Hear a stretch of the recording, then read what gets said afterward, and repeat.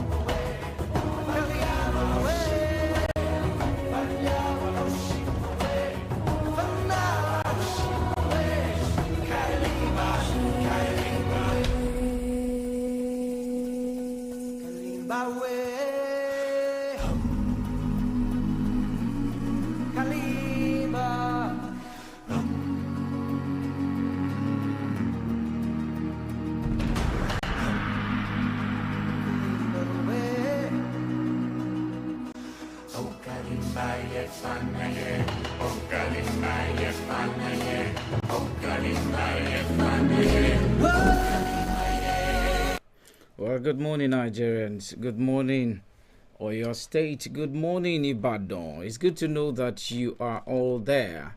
Okay, so let's talk about some of the salient issues that's happening in our world. Yes, this is Nigeria, okay? And you are live on I-FLIER 103.3 FM Ibadan, the perfect choice station for you out there who are the high flyers. I need to know how you're faring. How are you faring this morning? How is the price of commodities in the market?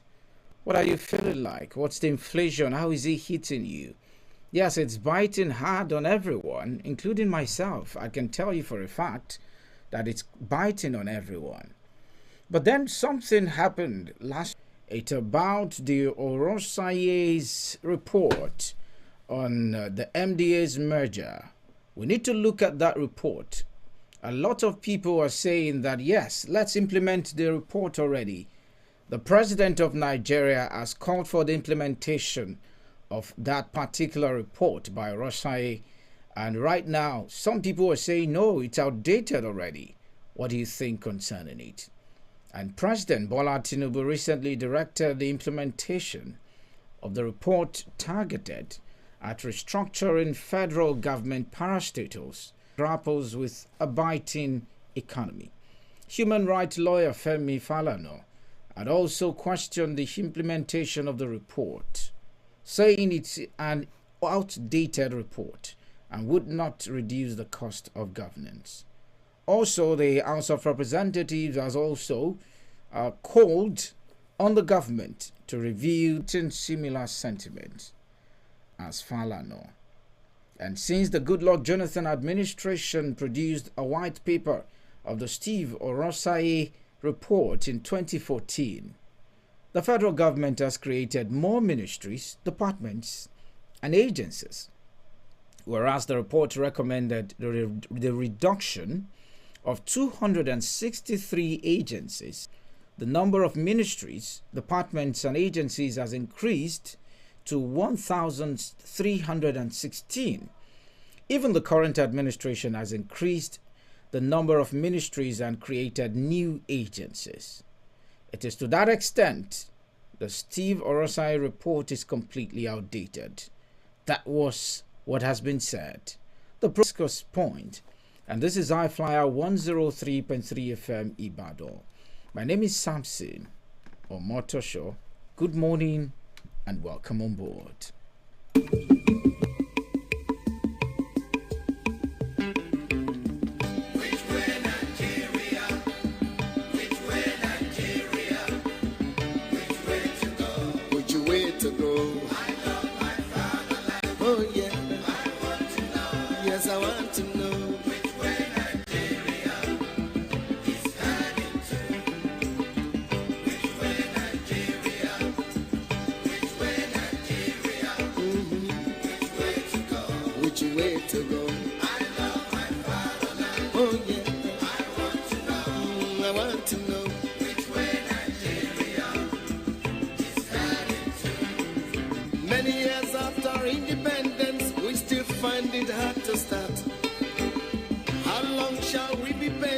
Before we reach the promised land, let's save Nigeria so Nigeria won't die.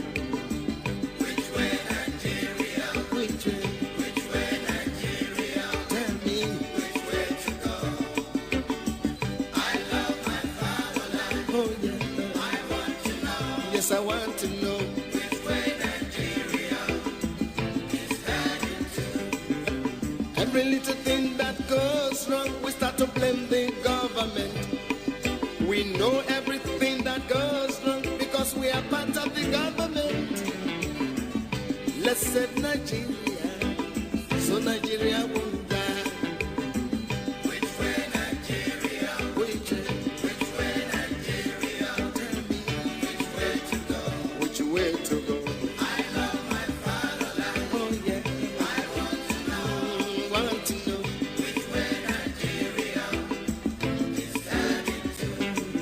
Inefficiency and indiscipline is ruining the country now. Corruption here, there, and everywhere. Inflation is soaring high. Let's save Nigeria so Nigeria way to go. I love my fatherland. Oh, sure. I want to know. Yes, I want to know. Which way Nigeria is heading to. We made mistakes during the oil boom, not knowing that was our doom. Some people now have everything, while many have nothing. Let's save Nigeria. Which way Nigeria? Which way Nigeria? Which way to go? Which way to go? I love my fatherland. Oh yeah, I want to know. Yes, I want to know. Which way Nigeria is heading to. Green revolution is a reality. Let's give it on the land so we can have enough food to show. Let's save Nigeria so Nigeria won't die. Which way Nigeria? Which way Nigeria? Which way to go? Way to go. I love my fatherland. Oh sure. I want to know. Yes, I want to know. Which way Nigeria is heading to. Our ambition to be millionaires is running the country down. We all want to be millionaires and to live in the air. Oh, let's save Nigeria so Nigeria won't die. Which way Nigeria? Which way Nigeria? Which way to go? All right, so that was Sonny Okosun there saying which way Nigeria. Which way? Everyone wants to be a millionaire, but how do we go about it? How do we go about it? Yes, if you're just tuning in, the program is Discourse Point, and we're discussing, of course, we're reviewing Rosai's report on MDA's merger consideration. Yes, the discussion is review of Rosai's report on MDA's merger consideration. That's what we're looking at. And I must tell you that the implementation signifies that several agencies of a government would be merged, subsumed, scrapped, and of course relocated. What do you think concerning them? This morning, I'm going to open the phone lines for you to join the conversation when the time is right. But then let me list about 14 key things to know about the Orosai report, because a lot of talk had been ongoing ever since that report came on board again. Okay, so our former president, that's the number one key point. Our former president, Goodluck Jonathan, inaugurated the rationalization and restructuring of federal government parastatals, commissions, and agencies. He appointed Stephen Orosai to head the committee in 2012. That's the first point. The second point, the report came as an 800-page of the then existing 541 government agencies. The report in the next one, if implemented, will cause more than 100 heads of agencies and parastatals to lose their jobs. The fourth is it recommended the reduction of statutory agencies from 263 to 161, as well as the abolition of 38 agencies, the merger of 52, and the reversion of 14 to departments in ministries. And we'll also look at the fifth one. The document proposed the management audit of 89 agencies, capturing biometric features of staff, as well as the discontinuation of government funding of professional bodies and councils. And the number 6 goes with the Orosai report disclosed that the government would be saving over 862 billion naira from 2012 to 2015. Remember, we're in 2024, so the report started way back in 2012. So the breakdown showed, okay, that about 124.8 billion naira would be reduced from agencies proposed for abolition, about 100.6 billion from agencies are proposed for mergers, about 6.6 billion from professional bodies, 489.9 billion naira from universities, 50.9 billion from polytechnics, 32.3 billion from colleges of education, and 616 million from boards of federal medical centers. And the eighth one commenced with it implemented, if implemented, among the agencies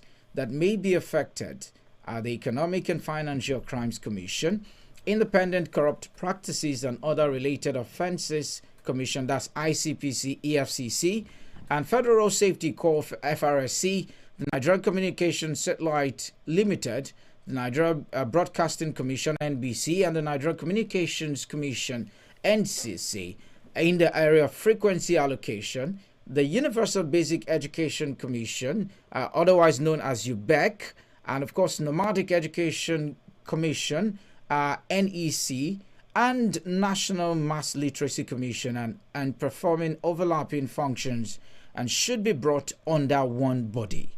And the committee again believes NTA, FRCN, and VON should be under one management. Okay, and the ninth one states, after the committee's report, the white paper committee set up by Jonathan's administration rejected most of the recommendations, while those accepted were not implemented. And on the 10th one, in November 2021, the federal government set up 2 committees. One of the committees was to review the Orosai report and its white paper chaired by Goni Aji, a retired head of the Civil Service of the Federation. And the 11th one goes by, the second committee was constituted to review agencies created from 25 Amal Pepo, also a retired head of the Service of the Federation. Now the 13th, or should I say the 12th point, after the submission of the report, the federal government in July 2022 set up another committee chaired by Ebele Okeke, a former head of the Civil Service of the Federation, to produce a white paper on the report. Remember, in 2021 it came, 2022 again. However, at the presentation of the white paper to the former secretary to the government of the Federation, Boss Mustafa, in Abuja at the time, Okeke stressed that it is pertinent to discuss with the leadership of the National Assembly to achieve the desired result, adding that most of the agencies created were products of bills from the National Assembly. Now, these are the points that have been made to show the report that was given, all right, the Orosai report. It has caused a lot of controversy here and there. Some people are throwing their weight behind it, and some are saying it's, of course, it's outdated. It is, you want to put it as something that cannot be relevant at this point in time. But the question is, what do you think concerning it? I have standing by on phone this morning, this morning. He's going to be joining me on the program this morning. You look at him as a comrade, a public affairs analyst, and of course a social commentator. Joining me on the program this morning is Comrade Angel Falorasho. Good morning and welcome to Discourse Point this morning. Morning, Nigeria. Okay, so it's good to know that you're there. So how are you coping with the economy? Yeah. And then things have not been working as expected in terms of the skyrocketing. To carry little, tomorrow the thing. Some people says that this government, I hope, some people are saying that the Tinubu government will not be forgotten in a hurry. Some have said it's going to be is it going to be the worst president we've ever had in history. Some people said it was Buhari. Some are debating it's going to be Tinubu. But if I ask you the Muhammadu Buhari's tenure, which would you say that is worse? Well, in terms of the comparison between Buhari and Tinubu, in terms of personal, Tinubu is there when it comes to strategic, but is honest and all sort of it, but lacking in capacity to run economy of a nation like Nigeria. But by the time you look at the regime, during the regime of Buhari, Nigeria was declared as the poverty capital of the whole world. So, but with the demand that is currently there now, we can't see anything yet. But the basic thing is that Tinubu has entered into a kind of a social trap with that twin economic policies of floating the naira at the same time ensuring that the naira is floated and then they're removing the subsidy. So those are the two critical things. And ever since that time, ripples, social ripples, economic ripples, political ripples, psychological ripples, everywhere. So on that note, I don't want to compare the two. But the basic thing is that people are already saying that liter per liter, around Buhari's time 450 to 500. With this man now, it's about 600 naira plus. Even the IMF is saying that our corporate prices should be 1,200 per liter. So which means we don't know what is still coming ahead. So when you look at all those intricacies, you will see that you can see what we call political seesaw, going up, going down. Okay. Nothing yet to show. All right, going by what have been said concerning the, we both saw the report, the Orosai report that came out, and a lot of people have been talking about Confab. And I ask, is Confab still in the mix, even as we speak? But then some people said, well, Confab, according to Professor Wole Soyinka, he said Confab is a scam, that it wasn't what was meant to be. However, looking at the Orosai's report, what would you say concerning his report? The report states it has a lot of things, advantages and disadvantages. The highly revered said, that report is outdated, shouldn't be used at this point. The House of Representatives and the Senate also have thrown their weight behind what the revered SAN has actually said concerning the report. What's your own take concerning that report? Yeah, thank you.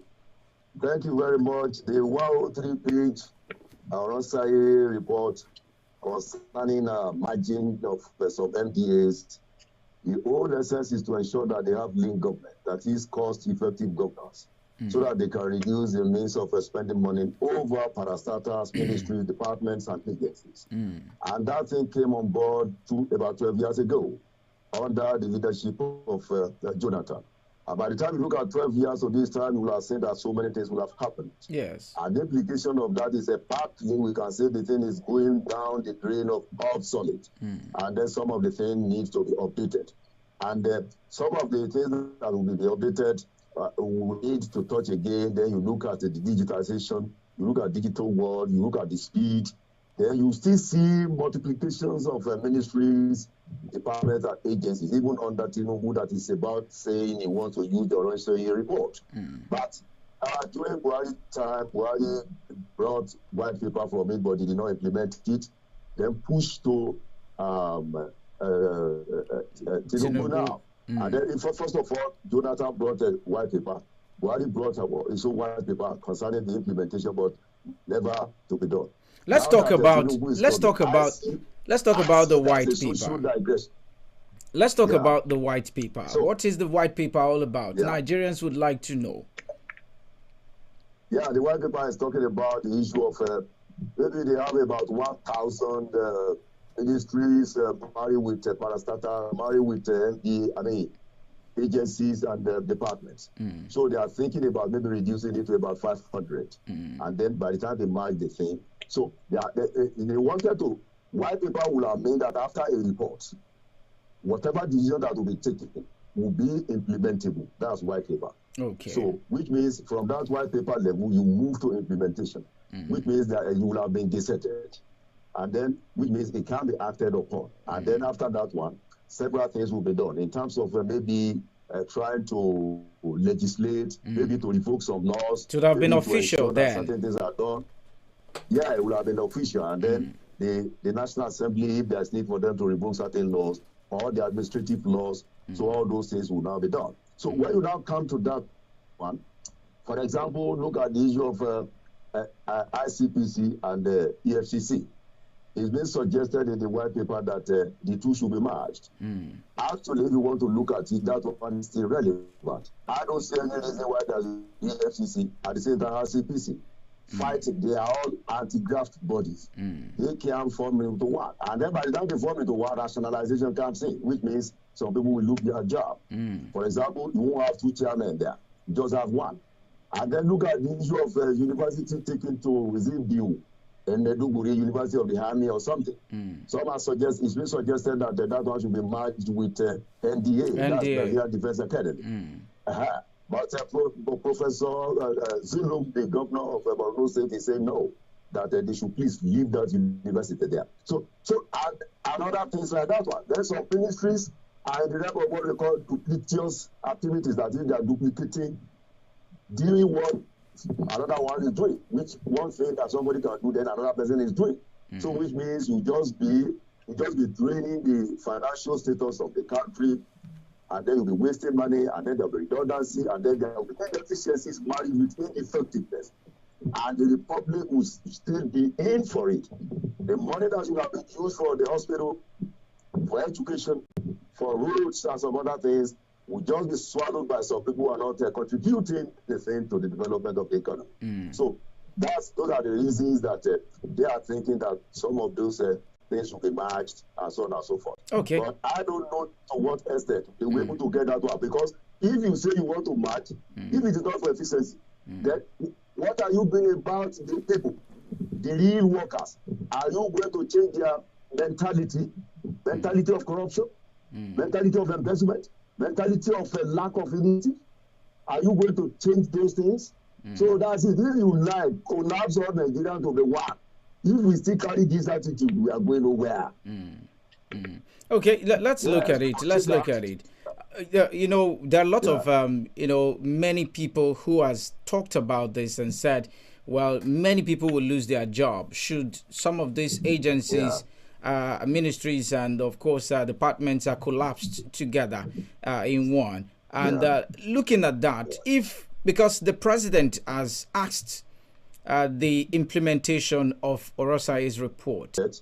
What is going to happen is that, one, there will be rationalization of workers. Two, there will be needs to change some laws because some of them are juristic persons. That is, they are legally established and they can sue and be sued. So you can't just collapse them without going to re-legislating. Otherwise, people will go to court and go and challenge their legality. So they will look at law aspect, they will look at the legislative aspect, they look at the rationalization.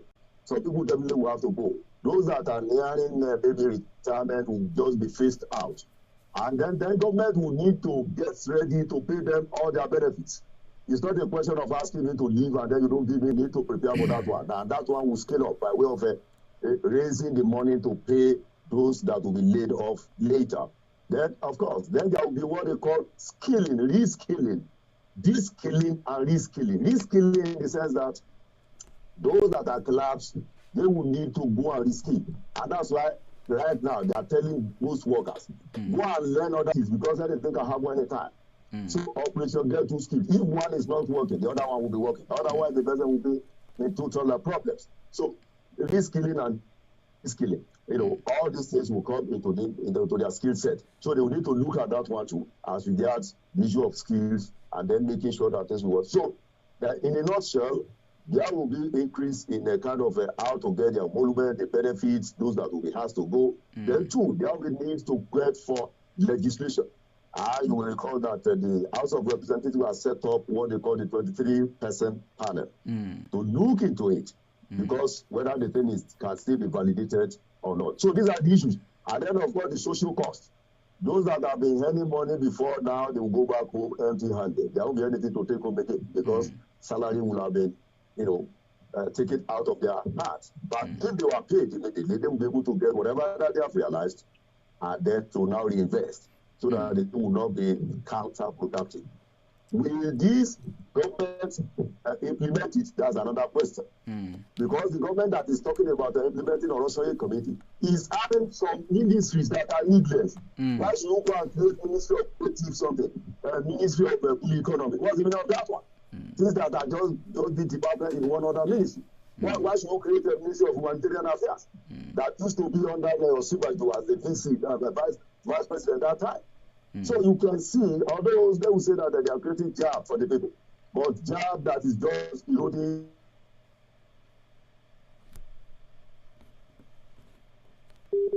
And then there's no profligacy. Okay, let's look at it. Orosai's report also disclosed that the government would be saving over 862 billion naira between 2012 and 2015. Now, look at it now. We are in 2024. If you want to look at the amount, that means it could have multiple. I mean, we're looking at multiple. Of course, we're looking at more money that the government would be saving by collapsing some of those agencies and, of course, a ministry, together.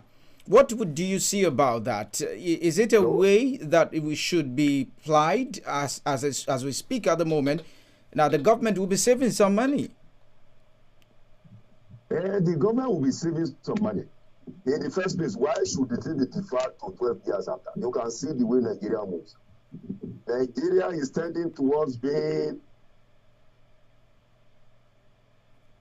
Addition of that is, if you have done something in 2012 and you are now implementing in 2024, and you are raising budget for 12, and you are to that extent. Look, so that's not a good way to run a nation. For example, look at what is happening in Lagos. When Jakande was there as governor, he wanted to do metro line. And when Buhari came as head of state military, he cancelled the thing. It is the metro line now, many years, no other than 30 years ago now, that Tinubu has gone to Lagos to go and commission. Red line and then blue line. So some people, they see future. Some people see future. And they are called strategic leaders. They see what is coming, they are worried. Some, they don't see anything. All they will see is their stomach. They will see one go to their pocket illegally. They will see on nothingness, they will see on patriotism and so on and so forth. So the same thing with this Orosai thing that have been delayed. I am putting it to you. If that's not taken, If after this year nothing is done, by next year they will be thinking of election. I mean, they will be thinking about play politics. With politics being played, then they will politicize the thing. Once it is politicized, then they will be thinking, they will be pressuring them, don't do this, don't do it. They think they just hit somewhere again, and then left unimplemented, like confirmed 2014 resolution of about 600 plus. That you said, so you can said, it's just a waste. I mean, there's no way they wouldn't have picked one thing or two there. So these are the things that, yes, you can save money. If you save the money, for who? What about the attitude of those who are fond of swindling the people's money? Yeah, the president said he's going to save money for you. That was what he said. He says he's going to save money for Nigerians. He said that. He made that statement. You know, the president was at Qatar over the weekend. He was at Qatar. Economists want to say, he was at Qatar, yes? Yes, he went there to, of course, sourcing, I mean, wooing investors all over the world, going up and down and all of that. And we could see some of the statement he made concerning Nigerians that we have the number, we have the skill, we have the talent, we have everything. That the Qatari people should come here and invest here in Nigeria. And I ask, I mean, isn't Nigeria too, I mean, isn't it too attractive for, investors to come? But apart from the fact that there is no security in the country as we speak, who would come and invest in a country where there is no security? Yeah, there is what they call policy mirage. Tinubu is walking a tightrope on policy mirages, in the sense that even MTN and others as we speak this morning, they are gradually going into distress. If MTN and the rest will be going into distress, you know what that one means? See multinationals leaving Nigeria for South Africa, for Egypt and the rest. So where are the enablers? Where are the enablers? 64 years as an independent nation, you can't fix electricity. You have 4,000 megahertz that Jonathan left behind. And you go to South Africa, you go to one mosque in Mecca. They said is using about 18,000 megahertz. The whole country of about 250, close to 250 billion people, cannot boast of a 4,000 megahertz. All of us are moving up and down like crows. Don't you know that we should bury our head somewhere and then be closing our eyes? Who will come to that area? Look at it from this angle. That's why we said the twin policies the man have put in place will not take Nigeria anywhere, because he's dancing to the tune of IMF, and IMF is doing nothing other than to win the country. By the time they finish winning your country, then they will make sure that there's social unrest. By the time social unrest begins, all their harm dealers will be bringing harms to your country. So you'll be fighting yourself. By the time you're fighting yourself, you're killing yourself, then they'll be bringing their proteinous biscuits for you to eat, creating refugee camps, creating ID cards here and there. So those who don't understand, they will think he's doing well. For me, he's not doing anything. He's doing, I hope he will not regret it soonest. So these are the things. And history is there to attest to it. So these are the things we are saying. And if we don't have an enabling environment, for example, somebody said they bought diesel per liter 1,600, and then it's going to run the company on the monthly basis. It's spending about 500 million on the diesel. Where will you get something small thing, and then things are going down in the miniaturized from 4, and then you are saying you are winning. You are just saving less people. Who will come here? Okay. Come and do what? Those that are here, they don't have an enabling environment. Okay, let's go back. These are not Let's go back to Orosai's report, because I want us to really talk about it. Really, he talked about if implemented among the agencies that may be affected. You talked about that. That's the ICPC, EFCC collapsing together, and most importantly, looking at the NCC, the Nigeria Communications Commission, look at Nigeria Broadcasting Commission, and all of that. Collapsing all of this together. Right. Do you think that it's not something that we should look out for? I mean, there are some agencies, some ministries and departments that ought not to be functioning on their own, that ought to be functioning as a department in a ministry, but they are functioning as a parastatal. Right. So it's don't you think we're over bloating the entire when you look at the budget that we have, all of these are going to be budgeted around it. Don't you think we are over budgeted? Even if it is not until lately, the greater percentage of Nigerian budget is always going for recurrent expenditure. That is to pay workers and whatever, as if the ministry people are the only people in Nigeria. Those of us that were outside, you won't get anything. And then there's no enabling environment to even function as professionals. So by the time you look at that one, if you scale it down, but the real issue is this: in this digital age, in this age that workers are now being had to go for what they call remote job, you can stay at home and you'll be working without getting to the office, using digital processing. So you don't need space as such. All that we need now is distance should no longer be a barrier, and it's no longer about space.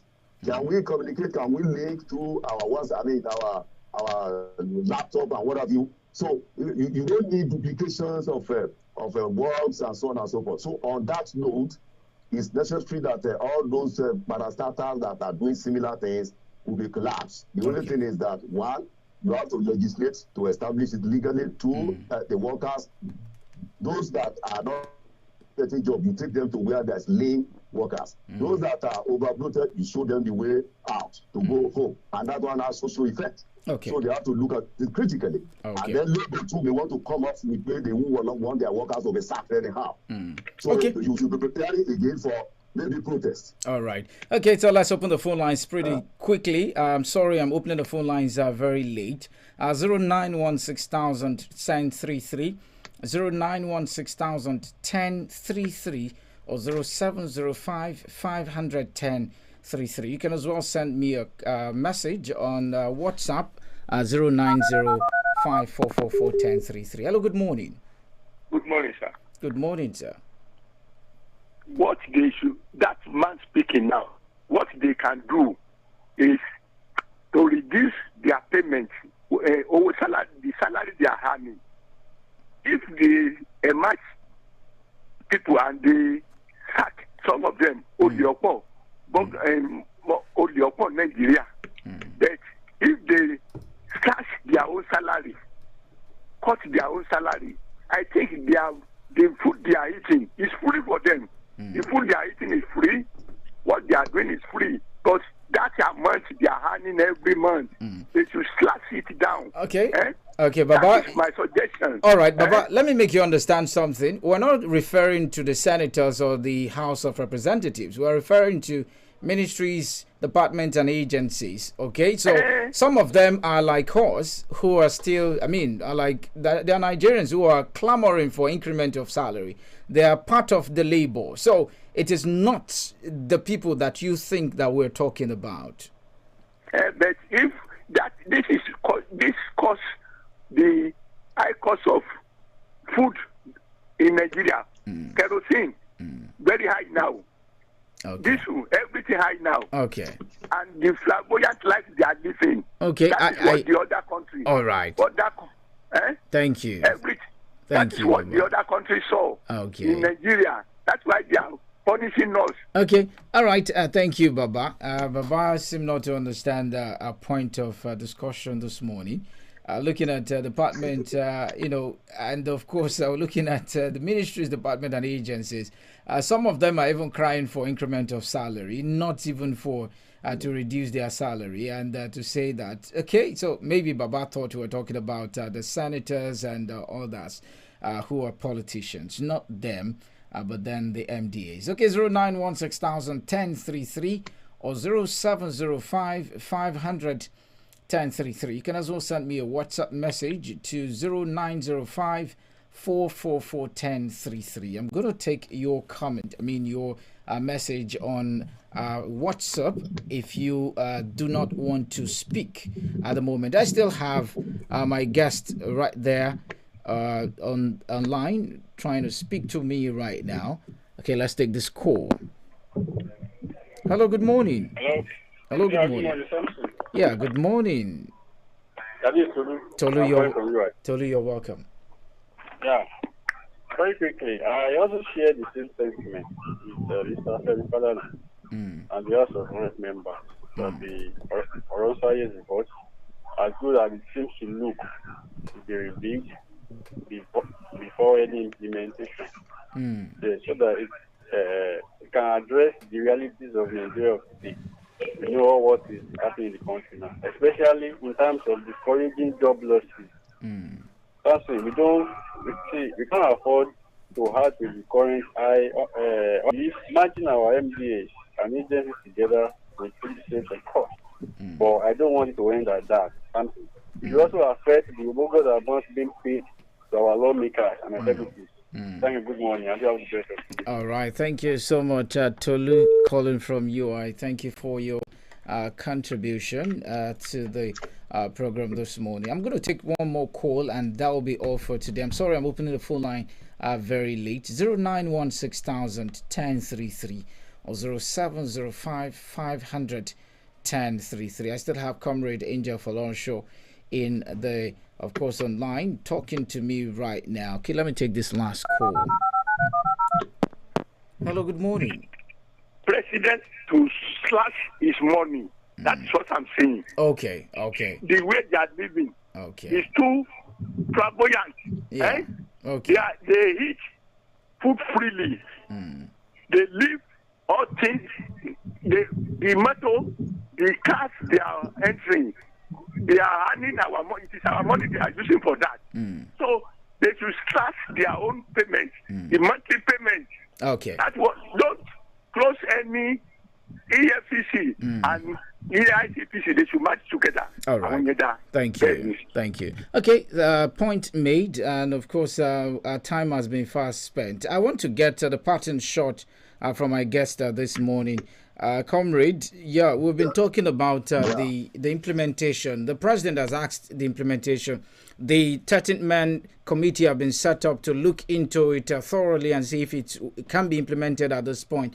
We've seen the likes of the revered son, and Femi Falana said, no, not this time, it is outdated. What do you think should be done in a sentence? Well, what should be done concerning the Royal thing, if that one is going to create another problem, they should set it aside for now. Okay. Review it. When you review it, then you now try to correlate it with his own policy, because it has extended the ministries. The ministers are already overbloated, going to about 45 ministers or more. So we have to look at that. But when you review that, the issue which is very critical now is this being power thing. Let him do something urgently before it is too late. We know what we are telling people. Okay. If you know that you don't have forex, we are suggesting that there should be swapping. Let China, the largest producer of rice in the world, and followed by India, let them bring their rice here, flood the market, and let the take crude oil back to them. If you don't have forex, that one is not a difficult thing. Secondly, all the local government that are moribund, let all these chairmen and their councillors create where they will be doing akara on a daily basis. In one local government, we have about 20 places where people will do akara. Okay. And then we will be eating for the next 6 months on a daily basis. So that people, if people are hungry comes out, the thing that we bring to government will be so catastrophic. That's what we are saying. Okay. All right. That's what we are saying. They should listen. Thank you. All right. Thank you so much, Comrade Falonsho, Angel Falonsho. Thank you so much for featuring on Discourse Point this morning. It's my pleasure. Thank you very much. All right. Okay, so many thanks to every one of you that have been part of the show from the start to the finish. Those who called in, we really appreciate your time. And we next week is another time when we come your way again with another exciting edition of Discourse Point on I-FLIER 103.3 FM Ibadan. Please stay tuned with I-FLIER. Up next is Loriodon with Ademola Olamilekon. The sports ambassador will come to thrill you with some exciting news in the world of sports. So please stay tuned with I-FLIER 103.3 FM. My name is Samson Omotosho. I have a lot of people who actually worked with me here. Felicia Ogunride is the studio manager on duty, doing her job, and of course heavily assisted by some of our IT personnel who are here as well. Appreciation goes to the general manager